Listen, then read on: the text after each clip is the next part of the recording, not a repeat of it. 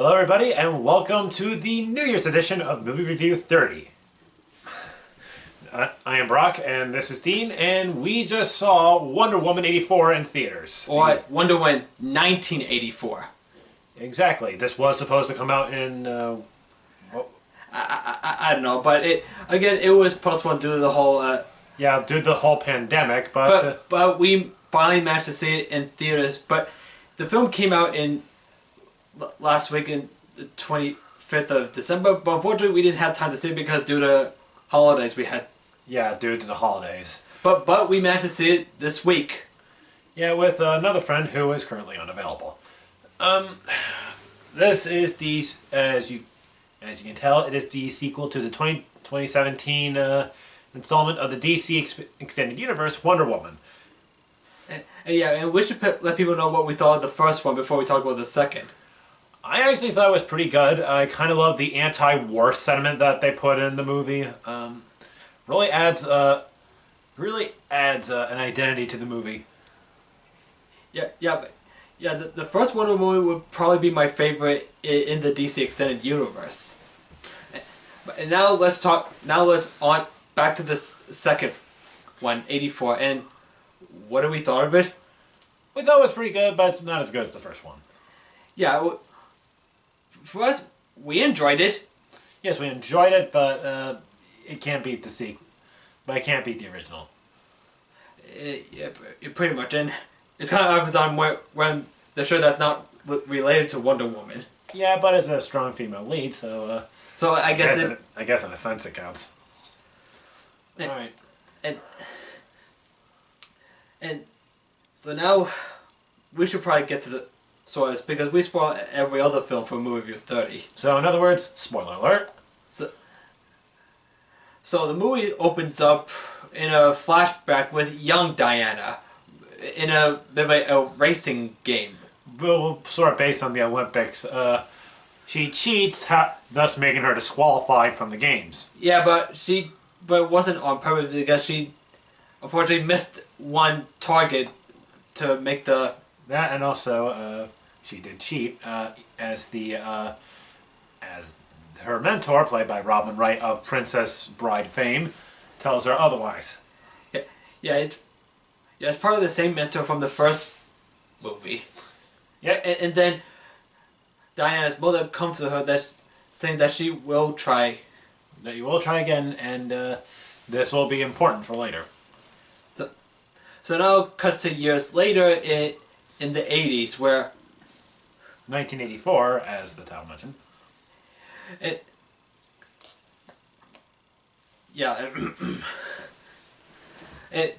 we start with in this mall where a bunch of crooks trying to steal some jewels or money. Sadly, these people are incompetent. Yeah, because one of them drops their gun on the ground and freaks the whole people out. And out of impulse, he nearly threatens to drop a child to the point where even the other crooks are like, "No, don't do it." Yeah, I just the leader was like, "You idiot! Don't! If you do this, people look at us as murderers." Yeah, and then Wonder Woman comes in, saves the day. Whole doobly-doo. Yeah, and when she beats the last one, Wonder Woman does like this to this, to another girl that she saved. Pretty much, and then we cut to her apartment where there's frames of her former love. Steve Trevor is his name. Yeah, Steve Trevor, who is played by Chris Pine, just like in the first movie. Yeah, and before that, the two crooks fall off to the police car, and thankfully they're not dead. Yeah, pretty much. And then cuts to this one character named Barbara Keene, I think was it, who was played by Kristen Wiig. Kristen Wiig, I still can't remember where she's from. Sorry, we just can't remember her name, but Barbara Keene, who is Cheetah.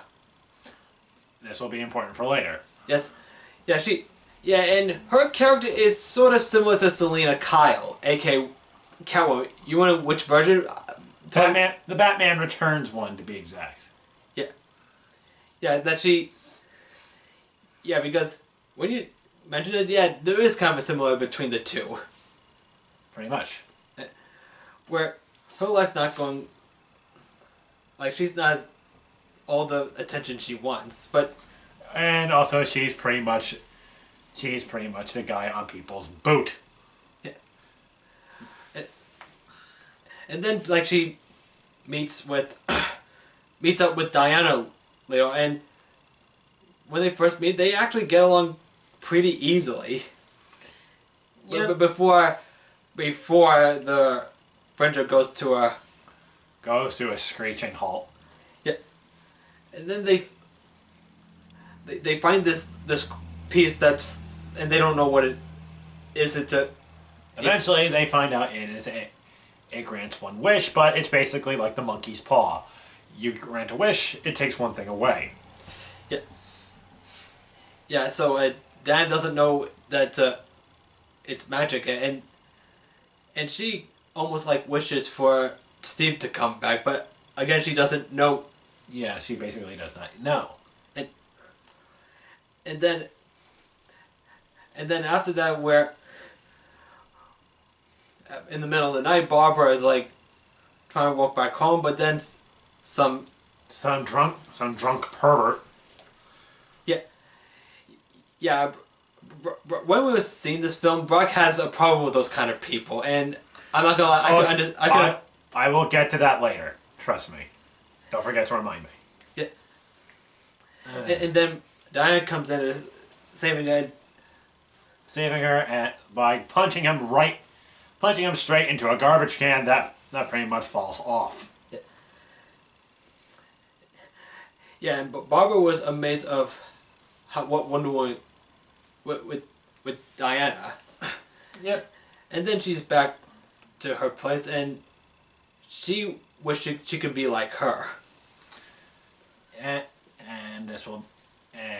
eventually she does get her wish. Yeah. And also, let's talk about, we meet with this other guy, Max Lord. Oh boy, let's talk about him. I like his actor. I mean, he's been in a lot of great stuff, but... Yeah, he told me he was in Mandalorian, and I haven't seen the show yet. You probably should. So yeah, we meet this guy, but first we see him on TV where he makes some kind of like a speech or something. Yeah, and then as it turns out, he is in serious step. And we realize that he has a kid, to our surprise. Yeah, and is divorced. And also, Max Lord meets up with his boss and tell him that he's finished, and Maxwell tries to tell his kid that he's not a loser, but he technically is. Well, it's no fault of his own. And eventually, he gets up. During a party, he gets a hold of the wishing crystal, and he basically now has the power to grant any wish, but at a price.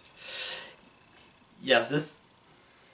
Oh, and eventually, Steve Trevor, Diana's love from the first movie, comes back. Yeah. But reincarnated in a different body. Yeah, and he came back in a different person's body, and Toledo, that actually kind of reminded me in Ruby, where Professor Ozpin transports his soul to the body of Oscar. Yeah, that kind of reminded me of that. And anyway, and I gotta say, seeing Wonder Woman reuniting with her love, it actually kind of felt a little heartwarming. And yeah, I kind of like those kind of art. I kind of like those arcs. I don't know why. Okay, and so eventually, halfway through, Max Lord eventually starts to gain more power. He pretty much bankrupts. His own boss, and oh my god, when he forces his boss to make that wish to be bankrupt, oh man. Yeah, that's where shit goes downhill. Yeah, because at first I thought Max Lord was kind of like a DC villain of Trump, but you kind of don't see it that way. Now I think about it, I really don't. But we're not here to talk politics, so please keep. Yeah, So please, for the love of God, keep that out, or someone will either get deleted or blocked. Am I clear? I'm sorry. I think I should have mentioned Dorito. Don't worry about that, but that'll be the last time we do that. All right. Yeah, that's the last we'll talk about that. So, all right, back to the movie. Eventually, shit really starts to hit the fan as he pretty much makes a deal with the prince of with one of the princes of Egypt, and I don't mean not to be confused with the Christian movie. Who wishes that Egypt is blocked to him and only him, but at a price. His entire security team is given to Max Lord. Yeah, and the whole town is now blocked by a big giant wall. Yeah, and before that, Diana would realize that the item she wished for is actually real, and tells Barbara where it is, but unfortunately, Barbara has grown corrupt with power. Yes, and Diana realized that Maxwell has it, and talks to this. Steve, and Barbara talk to this one guy who knows about the item, and the invisible jet makes an appearance. Just thought you should know that. Oh yeah, we'll get back to just a sec. So yeah, now they're wondering how they're gonna get that. Well, Barb doesn't go with them. So Diana and Steve go to the to find a plane, and I gotta say that Steve is like awed by these planes. Like, yeah, hey, you've been dead for several years. You see how much air travel technology has evolved. I think anyone would be amazed. And then they get to this jet, and where Steve pilots it, and they fly off, and then Diana was doing something to the jet. I'm like, what's she doing? And then you were like, I knew where this was going, and I was like, well, what's going on? And then it turns invisible. I was like, they actually have the invisible jet. Yep, they did it. The invisible fucking jet. So I feel seeing the invisible. Seeing it on the big screen. I love that. I love how tongue in cheek they were with that. Yep, and yeah, that's really awesome what they did. And okay, now we're cut back to Egypt, and we already mentioned about the whole Maxwell with the big giant walls, and eventually things start to escalate between the United States and the Soviet Union. Remember, this was 1984, which was during the later period of the Cold War. Yeah, and Wonder Woman and Steve managed to catch up to them and trying to stop. I'm trying to stop them, but to no avail. As Wonder Woman slowly starts to lose her power. Yeah, it's probably because of that wish she made. Yep. And like I said, monkey's paw. And you make a wish, it takes something from you. Yeah, Diana's trying to tell him where's the item, and Maxwell says, you're looking at it. Yeah, and in the few minutes later, she realized that he has it. Yeah, that he is the living item. Yep. So I'm sorry I keep saying item because I can't. I think it's a crystal or a gem, or whatever you want to call it. Steve Trevor is willing to lay down his life, or as he begs Diana to renounce her wish, but she's unable to. But given that she's not willing to let go, she refuses. Yeah, which I could understand because she didn't want to lose someone again. But we'll get to that in just a sec. And now with it, and then Barbara knows about it, and she doesn't want to lose her powers as she's grown way too corrupt. And would betray her later on in the White House, but we'll get that just a second. Yeah. And you know what? Speaking of the White House, Maxwell managed to catch up to it and forces the president to give more nuclear weapons. I personally would have wished that the Soviet Union would dissolve Soviet Union and the satellite sites would dissolve, and along with the other communist states. But that would pretty much make everything go faster and pretty much keep the world safe from less tension, less worldwide extinction level tensions. But that's beside the point. Yep. And then Wonder Woman manages to catch up yet again, but she's still a little powerless because of the wish she made. So like that, I kind of felt I didn't want to see her die. Well, she wasn't gonna die. I know, because you can't kill off the title protagonist. Because especially since she makes an appearance in the later sequel, unless you find a way to bring her back or something. Hinky dink. And don't worry, she doesn't die. Because that wouldn't make sense when she makes an appearance in Batman v Superman. Pretty much. So she managed to finally catch up to Maxwell and end all this, but unfortunately, Barbara shows up and betrays Diana. Yeah, really obsessed with her own power. And we get a really cool fight sequence between them, but to no avail as Max Lord retreats, and Barbara catches up to him so they could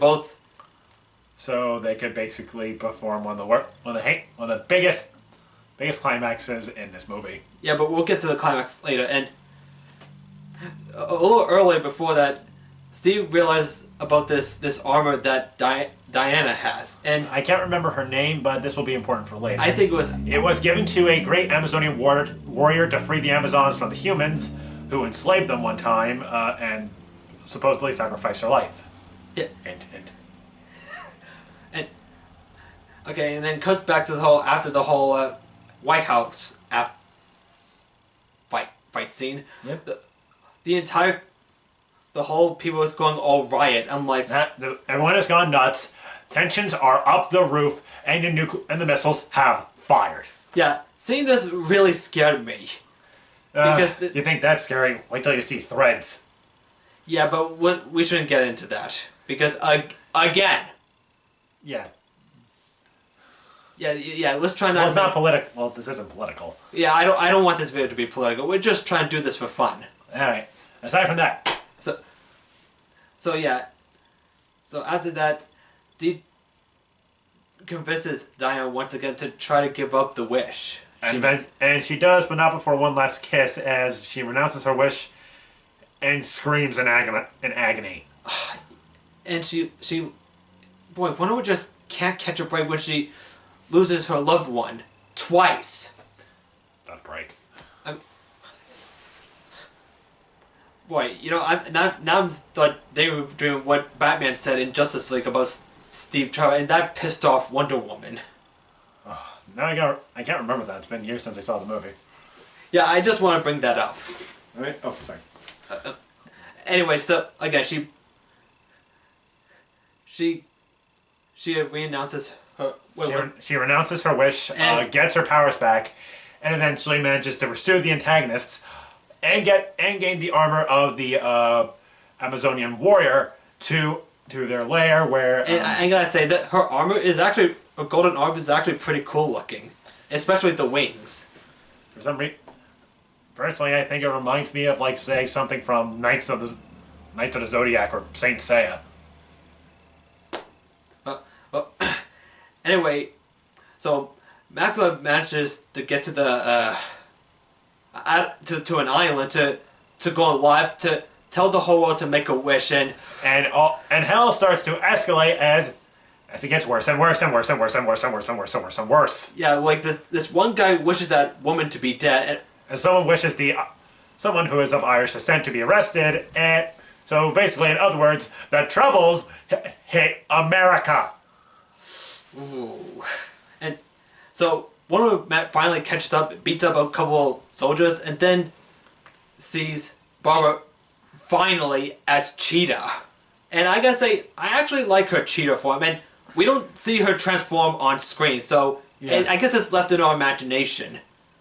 And after and yes, we get a really cool epic fight scene between the two, and I can say the fight between them is actually pretty good.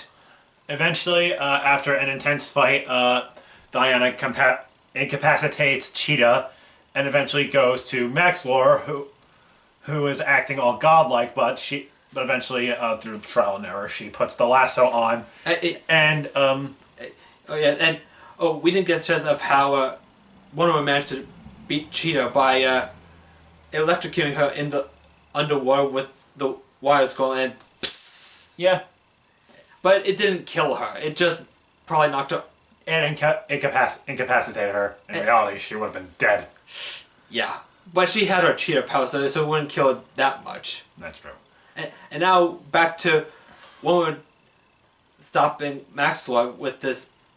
With the lasso of truth, as she pretty much manages to hack into his feed and tell everyone to renounce their wishes, and eventually he finally gives Maxlore sense into him as she shows his son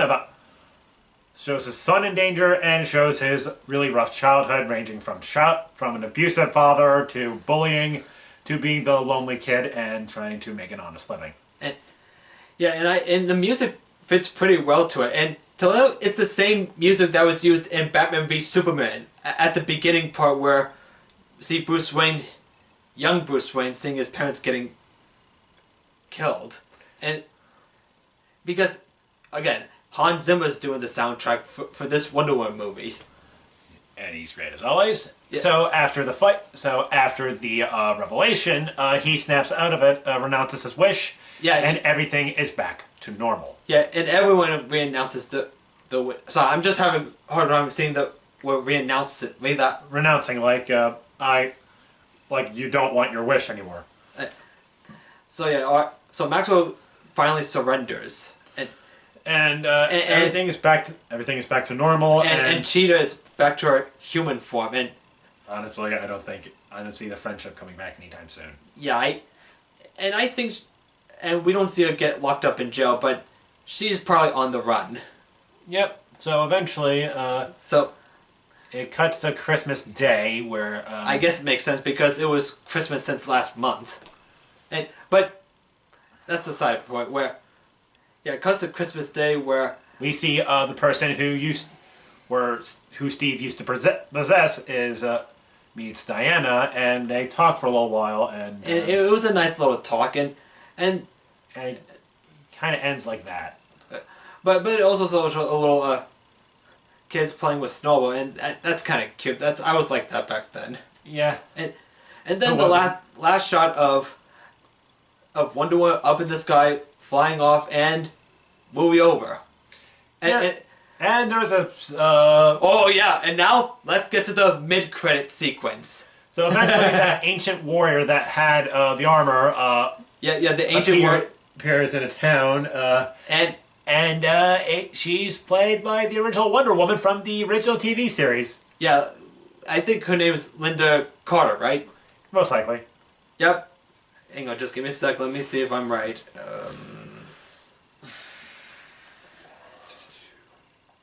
Just hang on. One moment, please.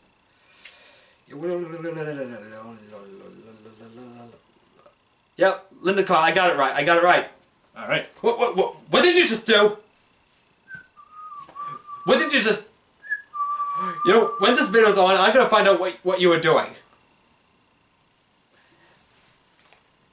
I will never tell a thing. Oh, screw you. Okay, Pat. Okay, on to the review. Linda Hamilton as the warrior that Wonder Woman mentioned is played by the same actors who played the original Wonder Woman from the 70s, and that's a good use of casting. Yeah, a pretty good cameo. I mean, Stanley would be proud. Yep. But that was the movie. So the movie was really good. The movie was good, but not as good as the first one. But and Toledo, there are people out there that didn't like this film. It's what I've been hearing. That's okay. They're entitled to their opinion. I know. I'm not gonna be. I'm not gonna be like those troll people. And that's all right. But so anywho. And there's a couple of things I forgot to mention in the film where involving Steve Trevor, where he doesn't know about that trash can, and one thing that was in the trailer. That was also in the movie. Yeah, and also when he's trying to pick out some clothes to wear, which is in a really nice montage. Yeah. And, yeah, and there's some clothes that he would have been nice on, and I was like, oh, he would have been good in that. But oh well, at least in the last clothes he wore, I was like, okay, now that's more like it. Yeah, something like that. And so, tell me, which villain in this movie did you really like the most? That's a good one. I kind of understand Cheetah's ploy, mostly because she was bullied, she was put down all her life, and it goes to a point where no one was there to help her for quite some time. So eventually she lashed out and doesn't want to be picked on anymore. I fucking get it. And let's get back to that drunk guy who she comes across twice. And yeah, it seems like the guy didn't learn his lesson after being thrown straight into a garbage can as it exploded right out from the foundation it was in.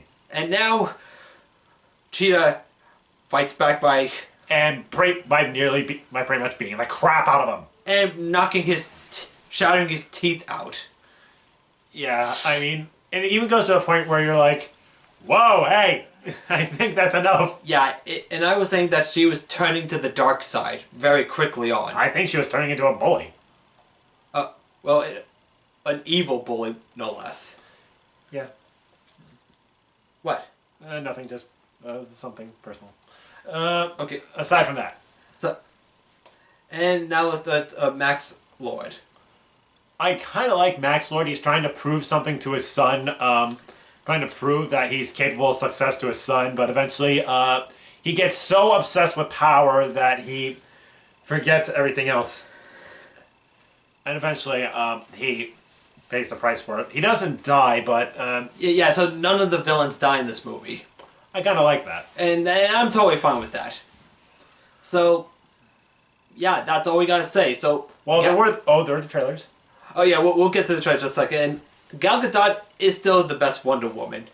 Yeah, pretty much. And we're gonna miss Steve Trevor again. Yep. Okay, now let's talk about the trailers. And again, we got Quiet Place Part 2 and Black Widow again. We knew they were coming, so we can't really form an opinion. And I'm sure those two are going to be good. And yep. This next one is Tom and Jerry. Just why? The previous films didn't work. What makes you think this will work now? For Christ's sake! But we won't want it to be like Roger Rabbit. I don't even care if you're trying to appease to the old fans who are most likely dead by then. But we still love the original cartoon, so we want this one to honor the legacy of the cartoon. Are you though? Yes. No, you're not. You're just making some pathetic cash in with no sense of intelligence. But Michael Pena's in the movie. I don't give a rat's ass. Just give the movie a chance. Over my dead body. Sorry. And then this musical film in the Heights, was it? Yeah, In the Heights, made by Lin-Manuel Miranda. Yeah, great as always. Yeah, I think the film's gonna be good. Yeah, I kind of like to see what it's about. I'm not gonna lie. And the next one is a James Bond film. No Time to Die, which was probably allegedly Daniel Craig's last James Bond movie. I don't know if this is true or not, so if anyone in the comments can correct me on this, please let me know. I think it might be, but... We'll see. So yeah, we actually had a lot to say about this, and this was a really long movie, and my parents said the film was long. Yeah. So I guess we're gonna have to end this right here, fellas. Yep, so, this is Brock McGinnis. And Dean. From Lightpost Films, signing off, and have a great Happy New Year. Happy New Year, everybody. Happy New Year.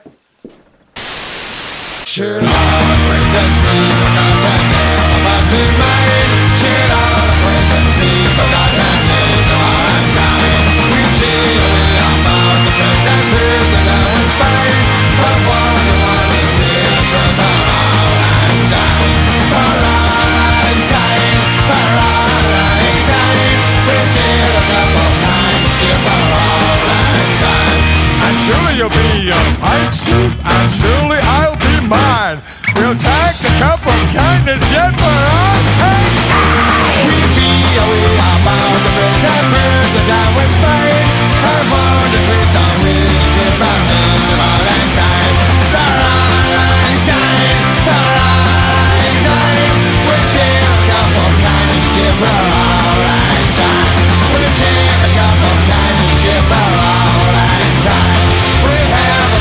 mankind is to paralyze.